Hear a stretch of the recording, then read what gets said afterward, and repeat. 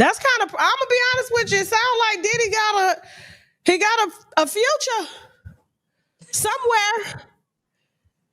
Somewhere, because it's creating doubt. And Jay Carter, before you left, you were talking about that doubt Yeah. that was happening amongst the jury, even amongst the people that was watching. Mel, I'm gonna just pass the mic to her for a second. So just hold right there. Let us know when you gotta go, Mel, because I know you outside the courtroom. Okay, so let me know when you gotta go and come back. Okay, no problem. Thank you. All right, cool. Go ahead, Jay. Get up on air. Now, as you were saying. Yeah, I was saying that again. I mean, I'll be honest with you. Even in the overflow room, I couldn't find out one pro-prosecution person. Like any and everybody I met, and again, these are just everyday people attending. So I'm just saying, if the overflow room is any indication of what the jury looks like, right? Because you are being judged by your peers, and his peers were also in the overflow room. I just couldn't get anybody. No one said that what he did to Cassie was right. Nobody's ever going to say, oh, what he did was right. I think everybody has established that that was wrong. But it was domestic violence. It was domestic violence. Exactly. But they keep saying, why make this a federal case when it's really a state case? That's what I kept hearing. That regardless of what he did, you shouldn't force this. It's almost like forcing a square into a peg. They took essentially Cassie's civil lawsuit and tried to figure out a way to make it a federal lawsuit, essentially. Because think about it, if Cassie's lawsuit did not come out, there would have been no groundwork for the federal lawsuit. And this is why you have people that are scared, like Tyler Perry, even Jay-Z knew criminal charges could come. Like, civil is just about money. That's why Diddy was still Diddy bopping and still doing free calls up until his arrest, because civil is just money. And at the end of the day, his insurance company paid Cassie. Okay, Diddy didn't give Cassie anybody. His insurance company paid her, right? What's the name of his insurance company? What's the name of his insurance company? I need to know. But I think he at this point has exhausted it, and I think at this point this is why it's interesting that people are still. And I'm not saying don't sue, but don't expect to get the money that you putting down in that complaint, because at some point, if you're smart, you know, you're like, oh, I'm not going to just sue him. He's going to run out of money. I'm going to sue his businesses, Bad Boy Enterprise. That's why when you see the civil lawsuit, it's such a long list of names, because you're trying to go after who really has the money.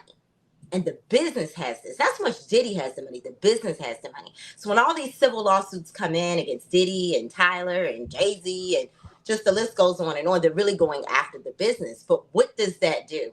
It gives the green light to the federal prosecutors to say, this involved a business. Could this be a RICO? Could this be a RICO? Because remember, the reason why this case is even in federal court is because it involves a RICO. It involves a federal statute, right? So my thing is, if you don't present any evidence, so let's just say Diddy did everything. Okay. He did the kidnapping. He did the arson. He did the bribery, just the whole list. Let's just say he did it all. That is not a RICO. Why is it not a RICO? Because that's just him personally doing things. You have to show how it was an enterprise that participated with him, other individuals participating. And I know Mel can speak to this. Every single time the prosecutor would make the RICO point, they would put up a little chart. It would have a headshot of Diddy, a headshot of KK, Christina Korn, his chief of staff, and like bodyguards and other people. They always wanted to make the point that this was not just Diddy, that this was other people working with him. Sometimes I think they drove the argument home. Sometimes it was weaker. And where it was weaker, it's not a RICO.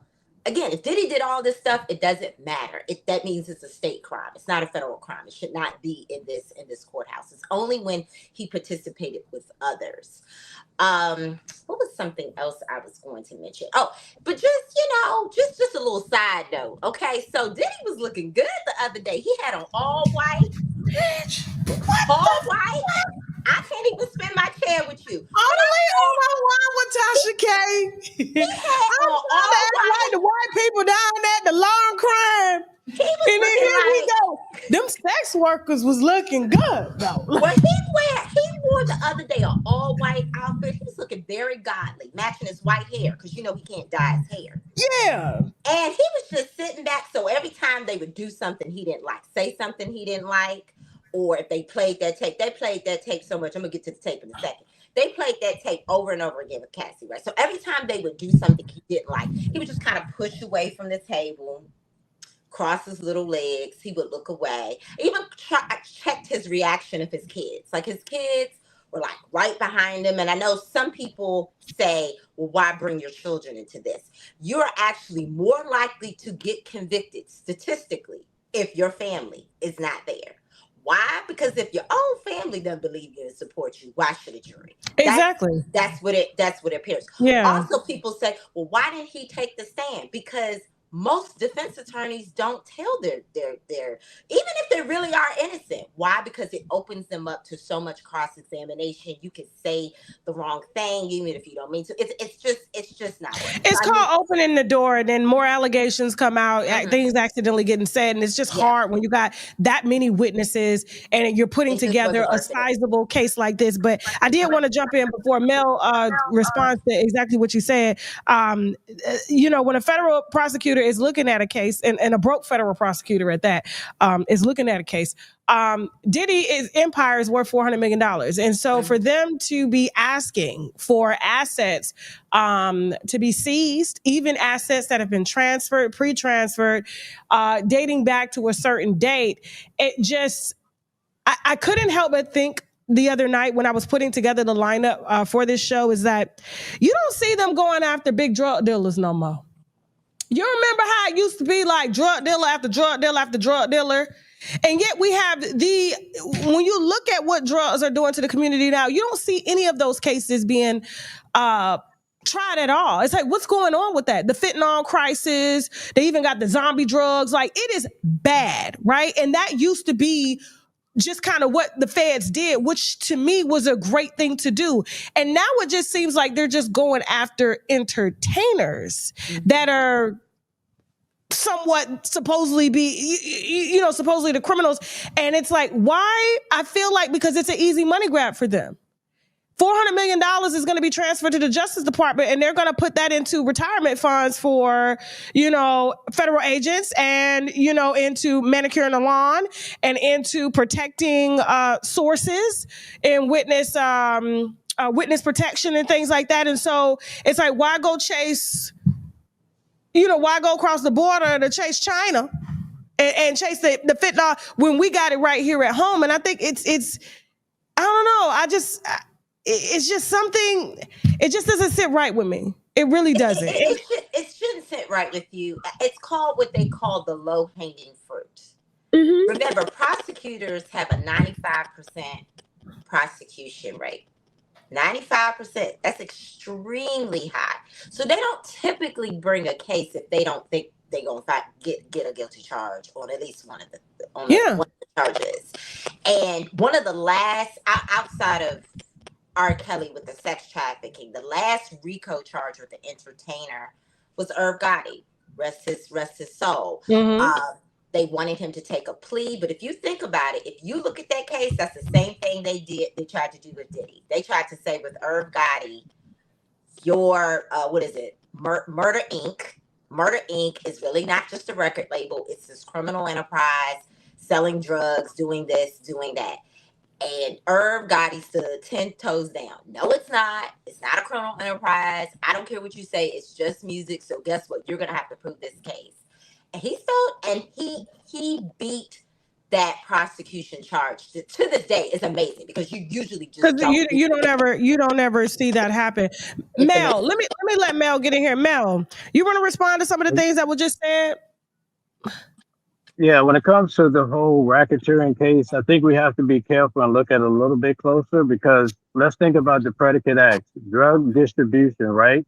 The prosecutor explained, and also the judge came back and reiterated that you do not have to sell a drug to an individual in order to have a predicate act. I can give you a pill as a family member. We could be sitting on the stoop smoking the blunt. In New York, on a federal level, weed is illegal.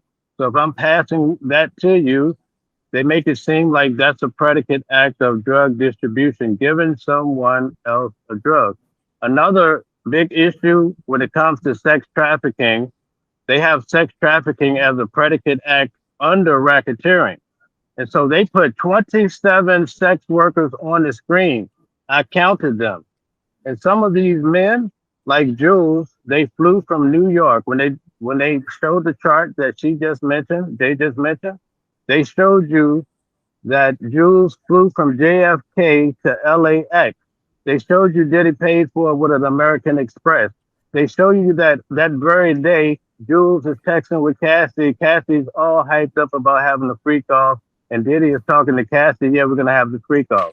So that's a real problem because when Jules came to town, Diddy's leader of the enterprise, Christina Coram, she's the one that arranged for the sex worker to leave the airport and come to the hotel. So now you have the person that's running Combs Enterprises also putting her tentacles or her hands into the hands of a freak off. That's a real problem.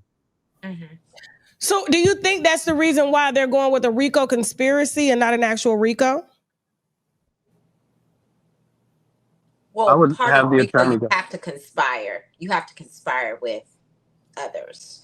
So in this But case, could it be intentional, or because you can unintentionally conspire to do something? Like, I don't think his team conspired to do anything. I think they were paid people, and what their boss was asking them to do, they did.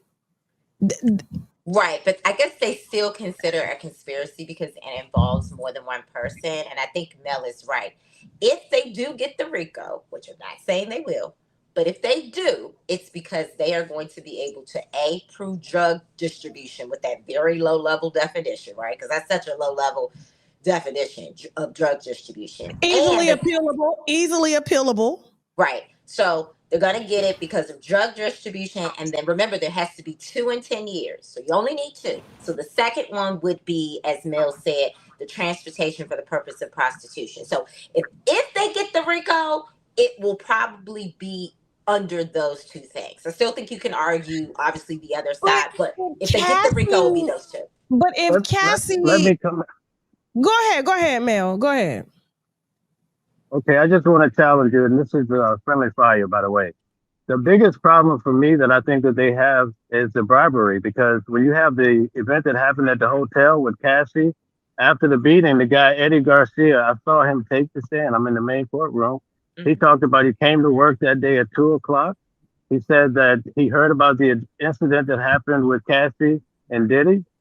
He received a call from Christina Coram, also known as KK, and she's like, "Listen, my boss did something. He was really high. He was drunk.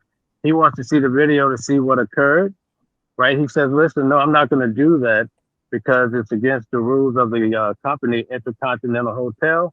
So then he says later on that day, Christina Coram comes into the lobby. She calls him and then calls him to the lobby. Now she's offering him to sweeten the pot, something monetary to make this go away. He says no. He writes an email to his managers. Now Diddy calls him and says, "Listen, I want to make this go away. What can we do?" So Eddie Garcia went and told his manager. His manager says, "Tell Diddy for 50,000 we can make this go away." And guess Shout out what? to They Eddie made Garcia. Shout out to Eddie Garcia. Shout out to Eddie Garcia. Go ahead, because it was a lot and more than what the Intercontinental Hotel was paying him. and this is probably the reason why they had to pay Cassie additional 10 million. But let me just get back to the story real quick. So Yeah. Eddie Garcia proceeded to go and meet with Diddy, and they brought him the original of the video. They made the video go Mhm. away. Diddy gave them $100,000, and you know what Diddy called Eddie Garcia? He called him Eddie, my angel. So that's where he got his nickname from. So basically, you have someone paying for a video to go away. They call that bribery. The defense said it's just him trying to control the narrative. He didn't want this bad publicity to get Yeah. out, so he gave them money. But according to what the judge instructions are, that may not fly. And what were the judge instructions? Well, they The broke it down. list. The Yeah. list of things that you have to prove for the RICO. So bribery is one of the so remember there are only 2 crimes within 10 years. So they go through each one. With bribery, if you want to go with the prosecution's argument that, hey, they weren't paying for bad press, then you would say that's bribery. If you want to go for the defense is saying, oh, that wasn't a bribe. That was just, he just didn't want bad press. He wasn't trying to prevent himself from being charged for a crime. And here's the thing, But it was a state crime. It wasn't a federal crime. Well, so for a RICO, if you commit even 2 state crimes, so kidnapping is Well, they got a 3-strike law or some shit? Well, no. So the way they enforce the RICO, at least in this context, is even if it's a state crime, if there are at least 2 crimes, and again, they give you the list of crimes. So it's not every single crime in the world, but there are a list of crimes that they say if you do at least 2 in a criminal enterprise, meaning not just you and other people, in 10 years, they're going to consider that a RICO. Bribery, even though I know you're saying that's a state crime, that is on the list. But what I'm challenging you, Mel, to think about is, as you said, you can argue it either way. If I'm a prosecutor, I don't need people arguing stuff either way. I need slam dunks. To me, the only 2 slam dunks they have, because they're very basic definitions and they don't require a lot of thinking, is drug distribution and the transportation for to engage prostitution. To me, those 2 don't require a lot of thinking. The other things, like kidnapping, arson, bribery, witness tampering, forced labor, sex trafficking, that's a lot of argument back and forth. It's not going to be that many arguments over drug distribution. So you think that he about to get a RICO? I feel like if they can get all 12 to agree on just those two that I just said, yes, that will be a RICO. But again, you gotta get all 12 to agree, because what if one person says, I'm sorry, them having free calls and exchanging drugs and buying drugs while they're having these free calls, and I don't consider that drug distribution. Some people just may not consider it. I'm gonna let you respond, Mel, but I think, and this is where the public come in, because I'm just a public person, and I've dealt with a lot of entertainers and people that are in that entertainment and that fast lifestyle, that as that juror that was acting up, the 51-year-old gay white man. Number 25. And so if we're just going to say hypothetically, we know how gay men get down, okay? We know that they like to party, okay? And so in those parties, people show up to party. And you cannot tell me as a 51-year-old gay white man that he hasn't been to a few parties that involve the sliding of drugs and the sliding of penises in different people, okay? And then maybe somebody gets too high, maybe somebody says no, but like if everybody is high and drunk and you came here consensual, nobody is taking anything from you. So that's what makes me think that I don't feel like everybody's going to be on the same page, because if there is one person and he kind of fits the profile, he's 51, he's gay, he's a white male, he was born during those times, during the 80s, you know what I'm saying, when that shit was going down, and he's a professor, right? So which means there's a lifestyle. He lives very diligent by the day, and at night, that motherfucker is spinning. You understand what I'm saying? I know the profile. I probably would have made a good detective. You know what I'm saying? So that's probably why he in there like, no. He's in there like, He's probably like, no, this instruction doesn't make sense. And he may not admit it out loud to them. Well, maybe he will. He may have said, well, I've passed the Molly. I've passed this in a party. Am I guilty of drug distribution? Like, he may be saying that. And there could be some other jurors saying, yeah, he's right. Like, if I ever passed the joint, so now all of a sudden it's the drug distribution. Even women getting on planes, just want to briefly talk about sex trafficking. A lot of women are concerned now, if they're getting flown out by these entertainers and athletes and stuff, that they can get caught up in a sex trafficking trial. Like at some point we got to draw a line with consent versus not consent. I do like how Mel broke down one example of how Jane was mid-air, making it clear that just coming to have a good time and have fun in New York with you. No free calls, right? And he's like, oh yeah, no free calls, don't worry. And then she's midway in the air, he changes it. Oh, I'ma still need you to. But she could have midway turned her ass back around. She could have. At 35 years old. But I think Mel gave that example because one of the things that's interesting about the sex trafficking charge is they said you do not have to find, so they make this clear to the jury, you do not have to find every instance of the freak off to be sex trafficking. So let's just say Jane, who we know who she is, had 100 freak offs with Diddy. Okay, let's say 99 were consensual, and let's say the 100th one was not. They're saying that's enough to find him guilty of sex trafficking, which is, I know, it's ridiculous. That's like, no. I know. But the prosecutor made sure she put that in there. You know why? Because jurors were probably thinking, she's up here talking about the man is still paying her rent. She's signing love contracts. She paying the lawyer. What? All this is so consensual.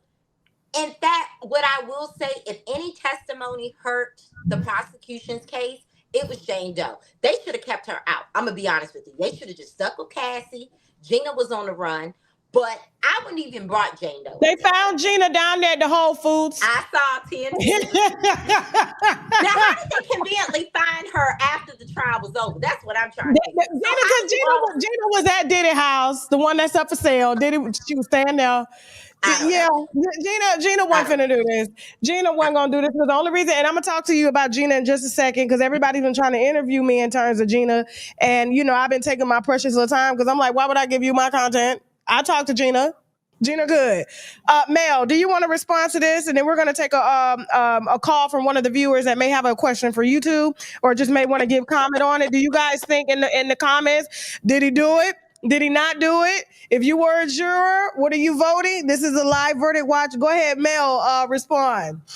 I just want to make it clear for the audience, when it comes to this case, that this case, in my opinion, was targeted because Cassie, nor did Jane, none of these individuals came down here to the Southern District and reported Diddy. They went to file a civil case. So it really, as the defense painted, it's like a witch hunt.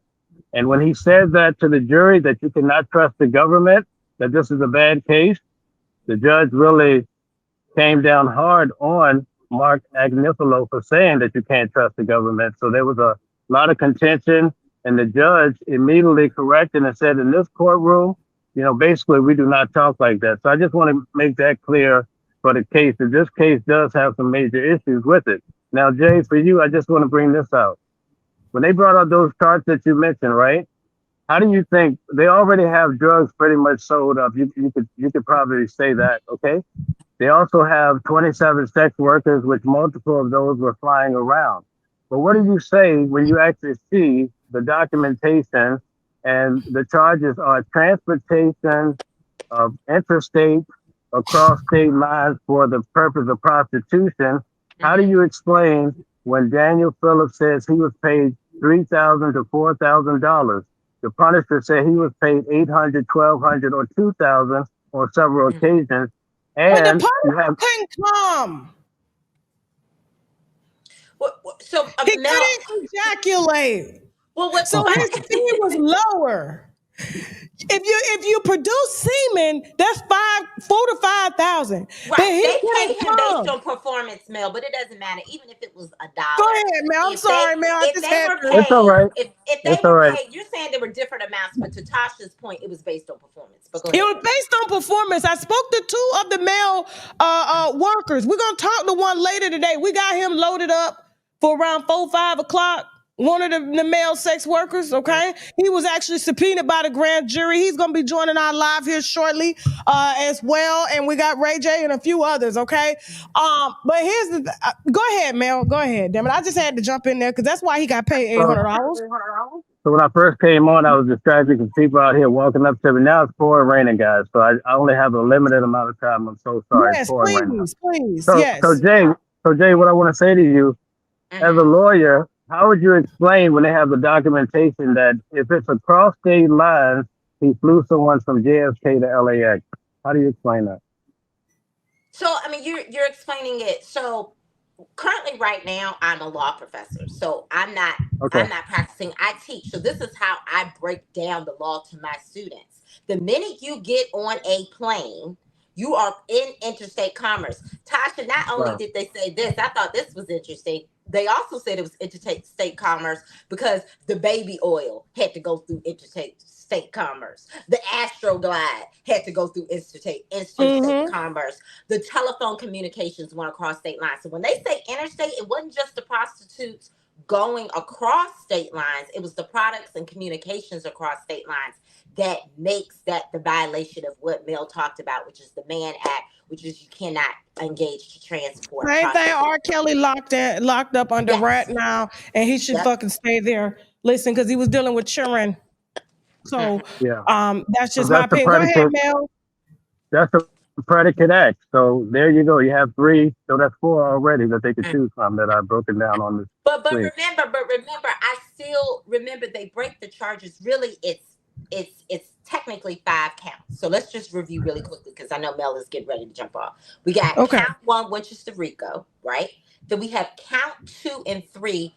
2 is sex trafficking as it relates to Cassie, and then transportation of prostitutes as it relates to Cassie. And then count 4 and 5 is sex trafficking as it relates to Jane, transportation of prostitution as it relates to Jane. As I mentioned before, I don't think Jane is a very good witness. I actually do. I don't really find they're going to find him really guilty of anything as it relates to Jane. And if they do, maybe the transportation of prostitution. So I think, again, if they're going to get him on anything, it's going to be 2 of the lesser charges on RICO and potentially sex trafficking on Cassie, because what they're going to say is that the 2016 Intercontinental video is one example of where she was literally forced to come back. She was forced to come back to a freak off that she didn't want to participate in. They're going to say on video, here's an example. Also, really quickly, as it relates to the videos actually, Tasha, believe it or not, had the opposite effect that I think the prosecution wanted to have. Yes. How so? So originally the prosecutors were like, oh, let's just play. So I was actually there a couple of days where they were playing the videos. And we just had to sit there in silence because we couldn't see it. They turned the screens and they put on earbuds. But you could just tell by the facial expressions of the witnesses what they were watching, right? So what's interesting is in the beginning, the prosecutor said, oh, no, let's just play these couple of seconds here. Let's just show that. And the defense was like, oh, no, if we're going to show the video, let's show the video. They want to show long clips because they wanted to show how consensual it was. Because if I show you something and it looks consensual, there's no crime. Versus if I show you just a little bitty clip, it could have been consensual, could have not been consensual. So the defense wanted to make sure that the jurors saw as much as the freak off tape as possible because they really wanted to show that these people were not being held against their will, that they were having fun, that it was consensual. So it actually kind of had the opposite effect. Also, what kind of started to have the opposite effect was the 2016 video. I think when they first played it, it had this boom effect and everybody was like, oh my God, Diddy is such a terrible person, blah, blah, blah, blah, blah. But people get desensitized. The more you play something over and over and over again, it actually desensitizes. And I think the jury, after a while, may have been like, okay, we've seen this 100 times. Like, this was a domestic violence situation. You want to convince us that this should be a part of the federal charge, fine. But again, I don't think it did what they wanted it to do. Interesting enough. So, do you want to respond, Mel? We're going to take a question from the viewer. How much longer we got with you, Mel? Because I wanted to keep you, but I know it's raining. It stopped raining, so I could stay on a few more minutes. Okay. So 10 minutes. How about 10 minutes?